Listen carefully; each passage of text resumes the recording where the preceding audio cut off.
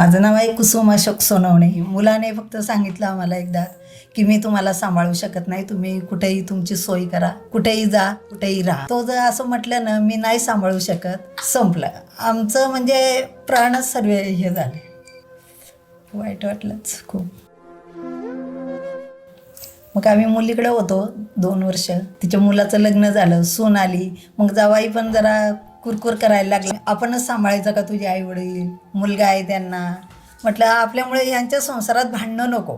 हे एवढी साहेबांची खूप मेहरबानी आहे आमच्यावर की ते आमच्याकडून 5 रुपयेसुद्धा आमच्याकडून अपेक्षा करत नाही काय. आणि सर्व जिथल्या तिथं व्यवस्थित जेवण खाणं पिणं, बरं नसलं तर लगेच घेऊन जातात. त्यांच्या परीने ते आमच्या मुलाने केलं नसतं तेवढं आम्ही जगताप सर आमची सोय करतात. आणि मुलाने आम्हाला एवढं सुखात ठेवलं नसतं तेवढं आम्ही आज इथं आश्रमात सुखात आहे.